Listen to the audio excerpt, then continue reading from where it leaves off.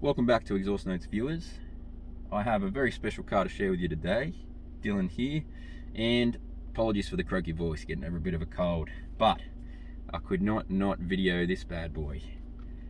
This is a car I've asked for a while. It is one I'm excited to test, and I wanted to share my experience with you guys. So, this car is one of the best selling convertibles ever. It is one of the most affordable track ready cars on the market. One of, not the. And we have the MX-5 RS GT. Now the track prepped RS GT comes with bigger and wider wheels. They're lightweight BBS rims. You have Bilstein dampers, you have a front strut brace, and you have front Brembo brakes. Only comes in the 2-litre engine version.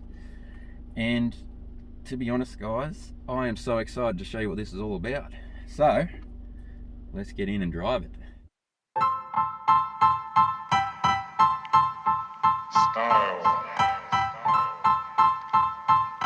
Style is the answer to everything. A fresh way to approach a dull or dangerous thing.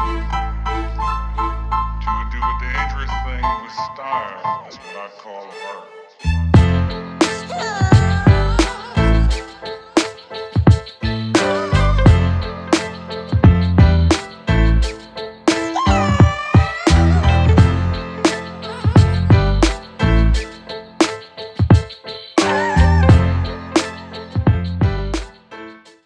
So we'll get the simple stuff out of the way first, viewers, and that will be, we'll check out the boot space.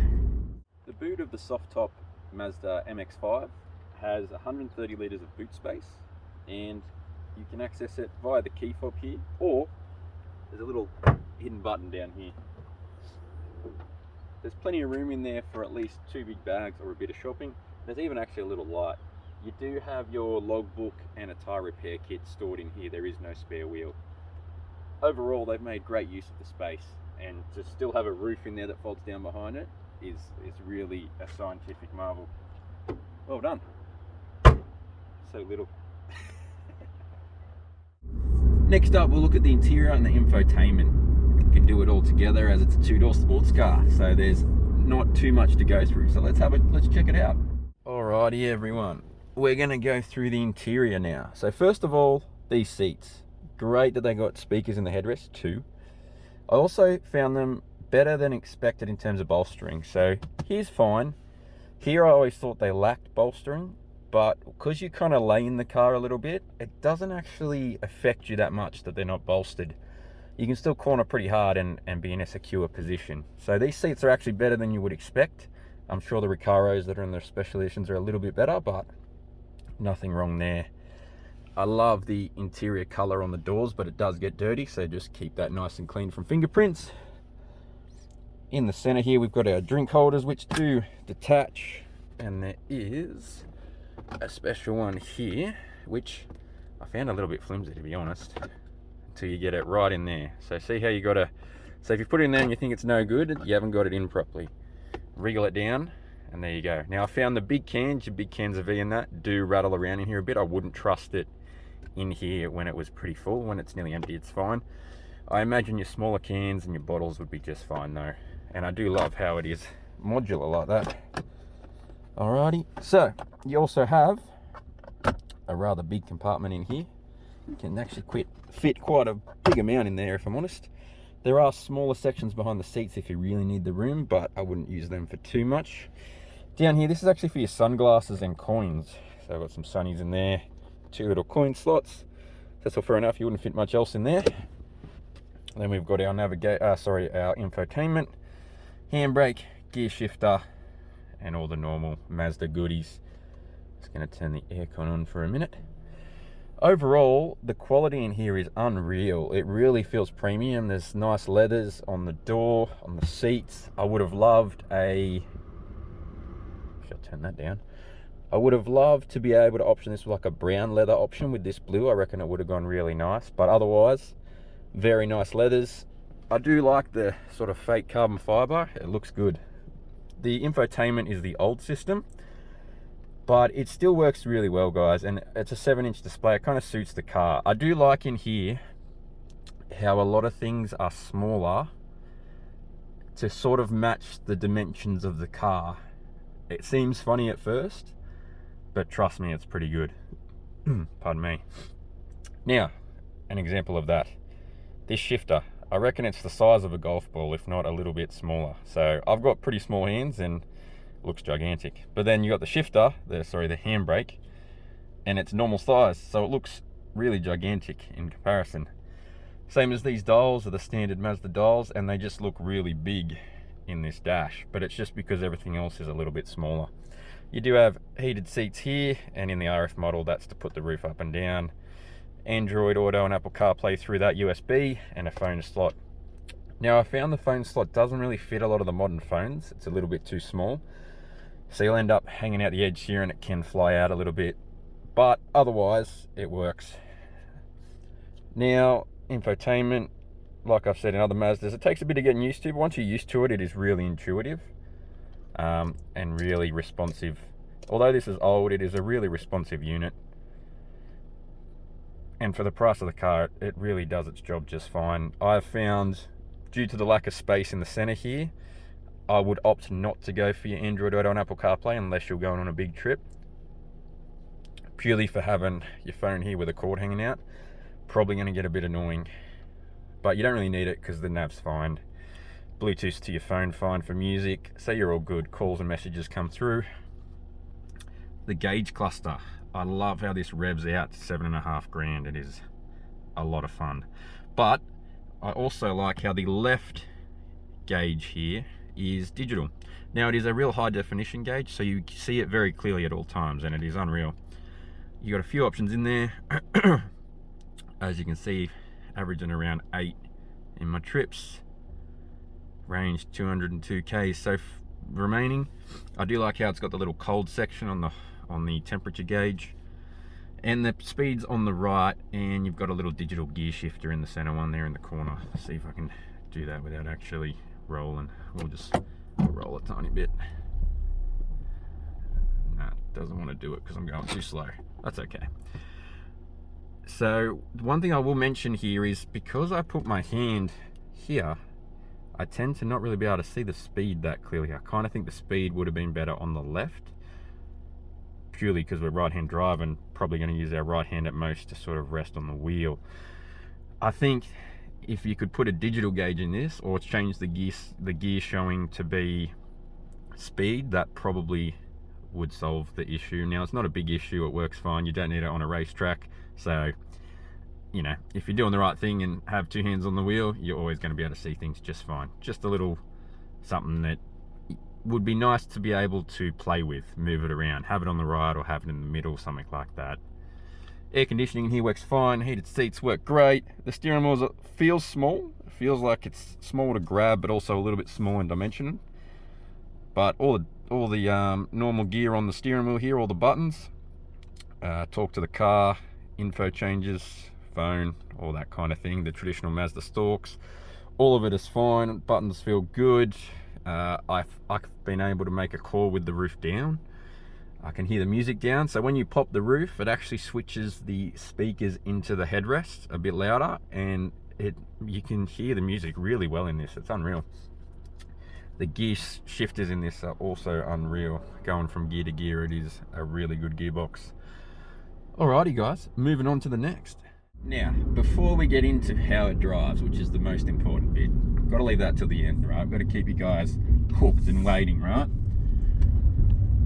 One of the best things about this car is, one, it's lightweight, only just over 1,000 kilos. It is incredibly light, and because of that, it doesn't need a lot of power. You would have already seen the power specs, and with that, it is plenty for this car. But more on that in a minute. One of the coolest features is how quick this roof goes down and up. Now, it is one of the only manual roofs on the market in terms of being connected to the car. You do have the Aventador, which you can pop bits out, and the same as the Corvette. But this being connected to the car, single latch and a single latch to get back up. And it is also connected into the speakers so that it pumps more music through the headrest, where you have your dual speakers in this Bose sound system. So it really is designed well in terms of still allowing you to make phone calls and hear your music even with the roof down, but just the simplicity of it and the ease of it. Like a lot of convertibles, it's like a 20-30 second roof mechanism, and while you're doing that, you can't pardon me, you can't really drive more than 30 kilometers an hour normally. So in this, to be able to put it down and up in a matter of 1 to 2 seconds, it is really, really handy to have such a short time frame to do so, especially if you're just stuck at the lights and you want to quickly do it. You don't really need to pull over if you don't want to. So I really got to commend that Mazda have stuck to that mechanism, and that they have perfected it, and that it works so well, and that they've hooked it into the infotainment, the windows slightly moved down, those kinds of things. They've really perfected the mechanism and the ease of use. Being able to do it with one hand from this position is unreal. So I'll give you a few little run throughs of me opening and closing the mechanism, just so you can see how easy it really is.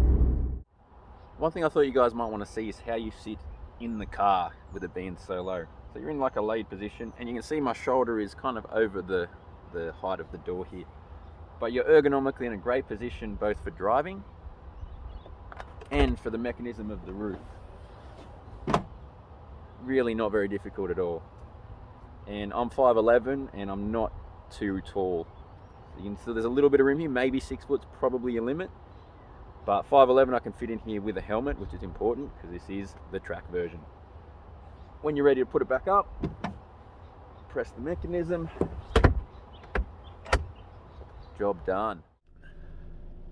How easy is this for putting the roof down? One-handed. And then if you want to put it back up, there's a handle in here. We come up, over, and once you're in there, job done. Look at that.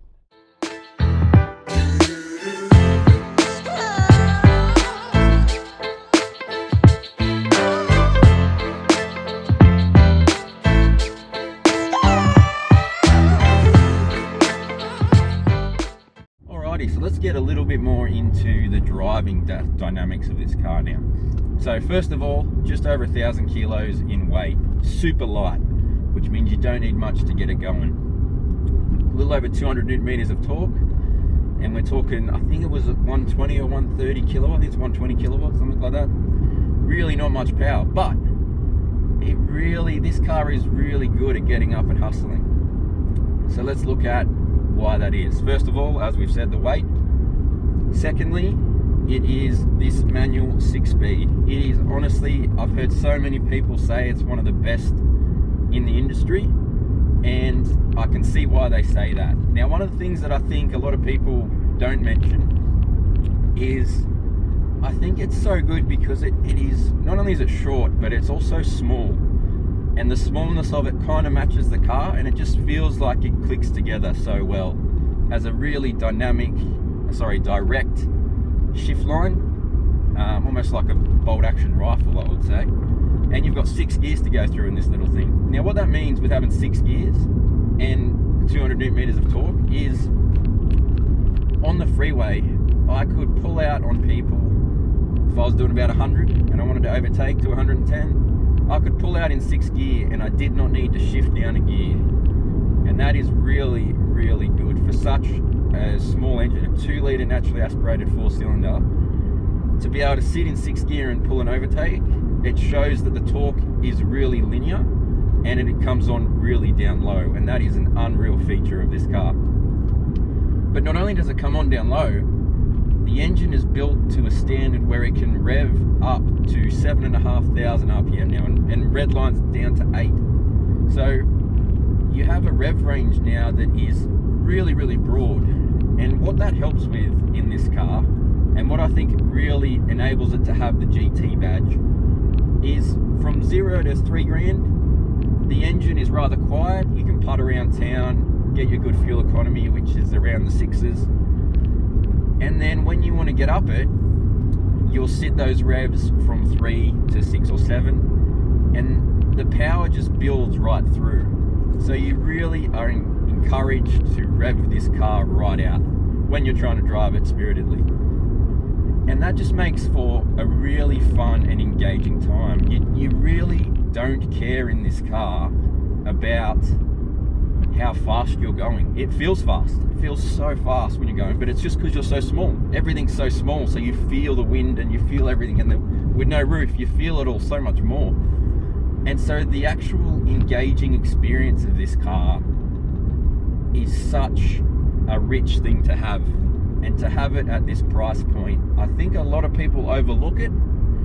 And anyone who loves driving cars and loves track days or even just a Sunday drive, they really should at some point in their life drive one of these and experience that. Because for a lot of people, I think they miss out on this car because of a bit of a stigma about it, or I don't really know what it is, whether that used to be called a hairdresser's car, I don't know. It doesn't really look like that these days. It looks really, really nice and luxurious inside and out. But whatever it is, this car is often overlooked, and I think a lot more people would like them if they just had a go. Now, one of the other features of this car that really spoke to me when I drove it was its ability, being rear-wheel drive and not having too crazy sticky tires, is the ability for this to really teach you how to drive a car properly. You can come into a corner with this car and you can be overly aggressive and the back end will step out, and you can play with it a bit, you can make the rear wheel spin, you can do that. But if you really want to learn how to drive a car fast, this is a car that really will teach you how to get the most out of what you got as the package. And so what that means is you can really take this car and hone your skills with it. Anyone who drives one of these for a period of time will develop skills as a driver that are much better than if you were to just get a modern car with all the aids on and paddle shifts and just go out and do your lap times. Sure, you're going to be fast, but is it you being fast or is it the car? Because a lot of the time, it's probably the car helping you out, saving you from those mistakes, things like that.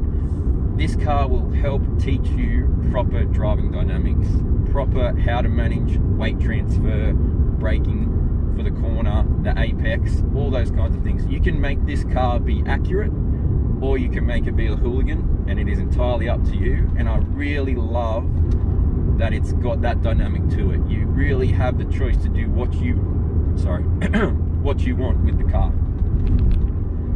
And that is an unreal thing in such an old school mechanical car. You know, you've still got a clutch and a gearbox, a clutch and a manual gearbox.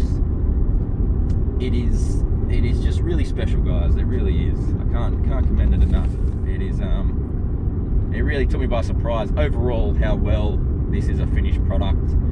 And really, when I compared it in the market to what you could buy for the money, of course you've got the 86 and BRZ, and the new ones are a bit faster than this for sure, and they're probably a little bit more modern in a sense, but they're also heavier, and it's more just a matter of if you want the drop top or not, really, in terms of the difference between the two. I mean, they both are going to offer a really good driving experience and a learning experience for people who want to opt the manuals. But I got to commend Mazda for keeping with the philosophy since they started this car back in, I think it was 89 or 90. They have stuck with the same weight, well, got a bit wayward in the middle, but they stuck with the same weight principle for this model as the original, and really just perfected everything. And that is just, it really shows in this car. There's a lot of effort, just like having the engine pushed back behind the front wheels, distributing the weight properly, the right size of everything, the right size gear shifter and steering wheel. Like, these two things are smaller than most average cars, but it doesn't matter in this car because it is attuned to the car itself. The only things they didn't touch were the things that don't really matter, things you don't touch all the time, like your air conditioning or your handbrake. It's just, you're only going to use that when you take off, and that's it. I like how there's still plenty of safety here, but it's not too much. I don't really think this really needs to go to the next level in terms of safety features. You've got your lane keep, you've got a pretty like an old, I would call it an old school cruise control setup. You've got a nice built-in reverse parking camera. That is all you really need, right? And a few parking sensors. I don't think this needs, you know, the automatic stopping and starting and all the other fancy stuff. You know, this is simple, basic, and just for the driver. And they've just balanced everything really well. A couple extra features that I think really attribute to this nicely are obviously your heated seats, the sound system being in the headrests, and a real quick single function mechanism here for the infotainment. Even though it's the old version, for me, I really don't, it doesn't bug me that it's the old version. It doesn't annoy me. It is plenty good enough for the price of the car, I feel. The only things, so now let's go into what I think, what would I change on this, or what would I make better if I had the opportunity? Because they are coming up to what there is talks of maybe a facelift of this coming, possibly calling it the ND3. There's a lot of rumors. These are all rumors, guys. I'm not breaking any news here. Or they're talking about the new one coming in 2025, possibly.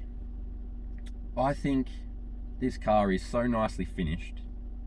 For me, the only things I would change on this is where my phone sits down in the dash here. It's really not quite big enough for modern phones.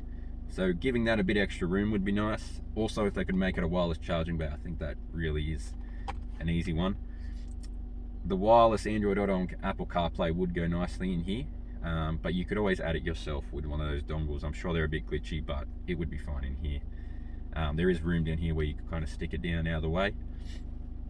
In the dash, sorry, the gauge cluster here, the speed is off to the right, and while it's fine when you're driving with two hands on the wheel, if you're ever one-handed changing gears, your hand is kind of in the way a bit. And so I don't think you're going to have any issues on the racetrack, but on the road and on the freeway, in the cities, if you're kind of constantly changing gears and you're one-handed like this, I feel like it'd be nice if I could just have the option of the speedo being maybe where the gears show, the sort of gear display is in the center dial, or on the left-hand side in sort of a bigger format. A head-up display would be good, but it is not practical in this car, guys, so don't even ask them for that. Being that the windshield is so close to you here, you'd never be able to really do a head-up display that would work to your favor. So I totally understand why they have not even tried. I don't think you could really pull it off. But making that gauge cluster just a little bit more dynamic, I don't think we need to go full digital. I really like how this is an old school display that's really bright. You do have your one digital side, and that's plenty enough. It really is. The other thing I would mention, which I would change it, is the rest pedal for me. If I'm in any kind of joggers or boots, I find when I'm putting the clutch in, it's kind of in the way a little bit. Now it's just the rest pedal. The other three pedals are spaced rather nicely, and you can heel toe, rev match the braking and things like that. All of that pedal positioning stuff is perfect, but that rest pedal can just get in the way a little bit if you got the wrong shoes on. I'm a size 10 in shoes, and so I would probably just shave a little bit off that rest pedal on the inside, sorry, the outside. The other thing I wanted to mention, guys, is the center here is rather wide, and it's actually because the gearbox in that is right here, and that's one of the reasons why this mechanism for this shifter I think is so good, because you are so close to the actual parts. It is really an interesting thing to see, like finished here. How they've done that is really unreal. Aside from that though, I think the only other thing might be, I'd love the option of like maybe an Alcantara finish on this wheel. Doesn't need to be thicker or anything. I think just a nice Alcantara grippy sort of option would be pretty nice. But other than that, guys, I mean, the exhaust, you could make it louder, but I understand now why.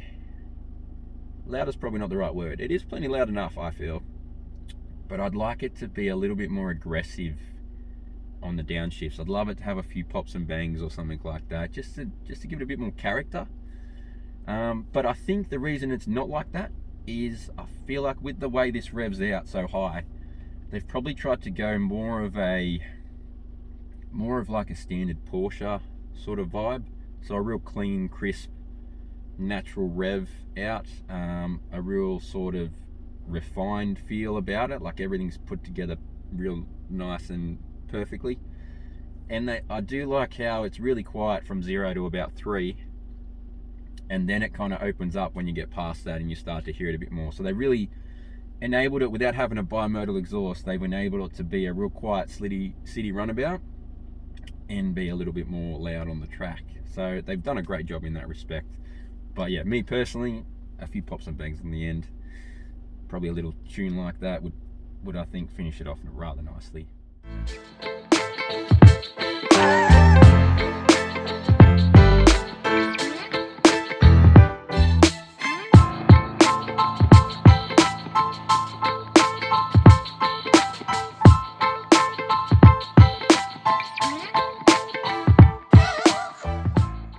I really like the low down feel in this car. Your revision mirror really only sees number plates most of the time, and if you're near any big SUVs, you really only see the undercarriage. Also like the wind buffeting in here with the little reflector there and the windows up. You can still actually make a phone call in here, and it's not really blowing my hair apart either. But this is real Sunday driving fun.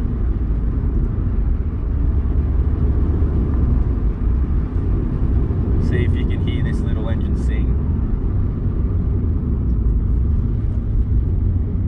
Turns so sharp. Listen to that rev out.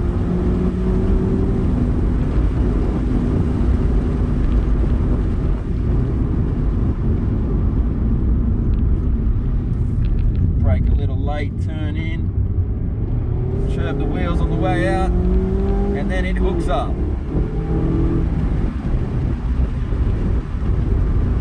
Such a fun car, guys, so much fun. But I've got to say, it really doesn't feel slow. It does not feel slow in the slightest. And the only thing that really makes it sound slow is the 0 to 100 time. And realistically, guys, when are you going to be doing that? I mean, I have no intention of taking this to a drag strip run. And I can tell you right now, around a tight track, something like Wakefield or Morawallan, this car and a Mustang, the times would be very close in standard form. They really would. If not, this might even be quicker. I'd love to find out. I really would. I'm talking an older Mustang. I'm sure the new ones with Magnaride and all that might have a bit of an edge, or just enough edge. But guys, this is a lot of fun. A lot of fun for not much money in the modern market.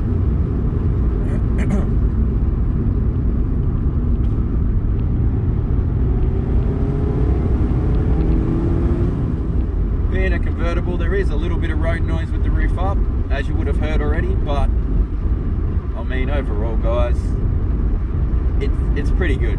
It's pretty good. I think you guys will get over it. I really do. If not, maybe try the RF, the hardtop. It really surprises me how Mazda have made such a car that ticks all of the weekend fun boxes, and that they're not kind of everywhere. I mean, I know they sell them good, but there is a steady decline on these year on year since they came out all the way back in the early 90s. So it's a bit sad that they're kind of fading away when they're so good. And I think we would benefit from a lot of people having this kind of fun again. Track days are a good time, people. Really good time. And I can tell you what, you don't really care about speed on a track day. You care about how you nail your lap. You care about improving your time more than anything else.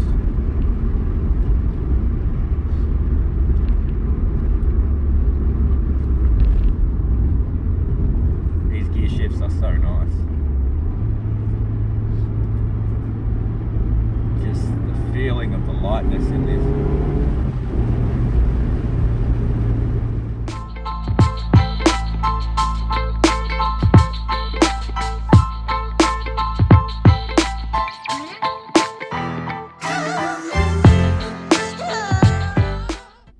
So a couple other things, guys, I'd like to mention is, one, how well this car is set up as a little bit of a track toy, as a weekender. We're in an age now where things are just so expensive, and we can't really, a lot of us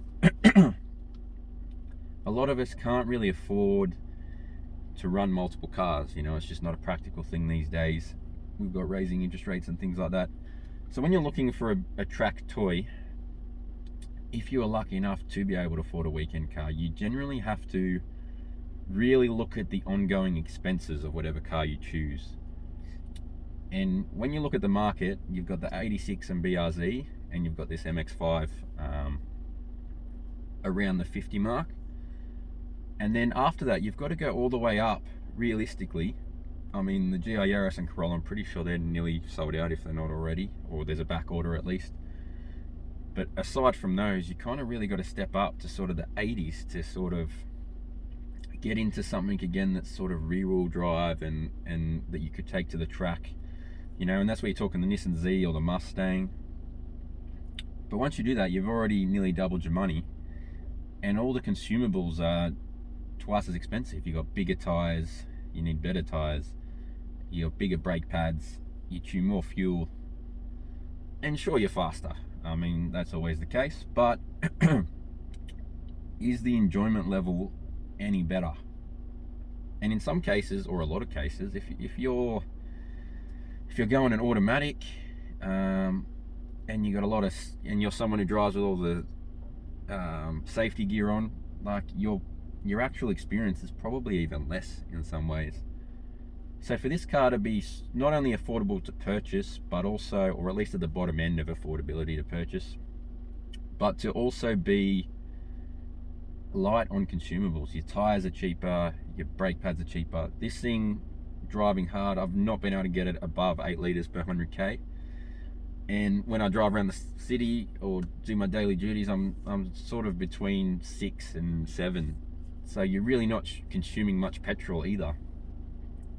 So think of it like, if you got X amount of money, the amount of more track days you would get having this than having the car twice as expensive with twice as much in terms of maintenance. You really do get a lot for your money in that sense from this car. So it's just a big thing to think about, guys. And if you're looking at, I mean, in the second-hand market, you can get a 2016 Mustang for around this price or a bit less. So there's a few options to you, but just remember, if you're looking at something like that, when it goes to the track, you know, those first gens had a little bit of issue with, I think it was overheating headers or something on the engine. It's a heavy car, so your brakes tend to cook a bit more. You need pretty good tires, and you're probably going to want to do coilovers depending on the person you are, or if it had the Magna ride in it. So there's just more expenses up front, potentially. So it's just something to think about, guys. That's all. I just wanted to give you all of that info so that you can make that decision, because I'm assuming most people watching this will not necessarily be looking at this for a daily, but for a weekend toy or a track toy. And I love that this is a track toy that I can take the roof down, go to the Hunter Valley or something, have a nice Sunday drive, or I can put the roof up, go to a track and blitz some times. Alrighty, so I personally have had an absolute ball with this car, and I'm also someone who is looking for a bit of a track toy. I used to do a lot of track days and I want to get back into it. So for me, this has been an unreal experience, and for me, I think I'm actually going to go buy one. Hey, I was looking at an older Mustang or one of these, and what sold it on me, guys, was I had a bad day at work one day this week, and I walked out, sun was setting, no clouds in the sky. I hopped in this thing, started it up, flicked the roof down in one go, and I blasted away and drove home. And even though there was a little bit of traffic, I sat in a bit of traffic, but I got to go down the hill that is near my house, which is nice and bendy.